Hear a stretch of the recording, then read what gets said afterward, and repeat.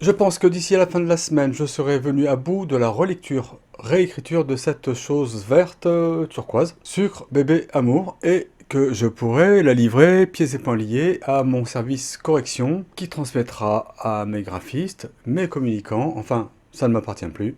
Et puis je suis tellement au-dessus de tout ça.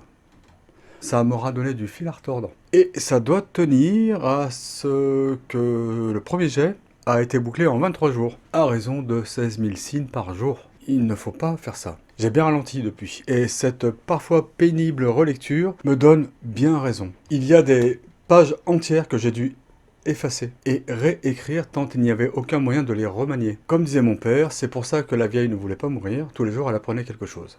Bon, il disait aussi, à força de bouffer du papel, on finit par devenir Jinjoy. Mais bon. À l'arrivée, je trouve cette histoire bien futée, bien trépidante, bien émouvante, et, naturellement, le casting étant donné, colossalement con. Ça tient beaucoup à ce que la généreuse bêtise de mon personnage principal, Vanina Celesti, est productrice d'événements, de quiproquos, de drames, de catastrophes naturelles et surnaturelles. C'est vrai qu'elle est une gratinée. Mais ce qu'on a découvert un peu dans le volume 1, sa gestion problématique de la frustration, ici va prendre un peu d'ampleur. Et il faut imaginer que c'est comme donner les codes nucléaires à un enfant de 5 ans. Alors toute ressemblance avec des faits et des personnes existantes ou ayant existé serait purement fortuite et ne pourrait être que le fruit d'une pure coïncidence. Déjà parce que ma Vanina a bon fond, contrairement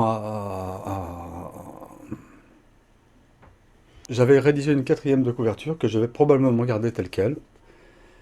La Spectre Noire et MDK se sont mis au vert, sous de fausses identités, au fin fond de l'Ardèche Cévenol. Ils pourraient avoir l'anonymat heureux, mais la Spectre s'ennuie.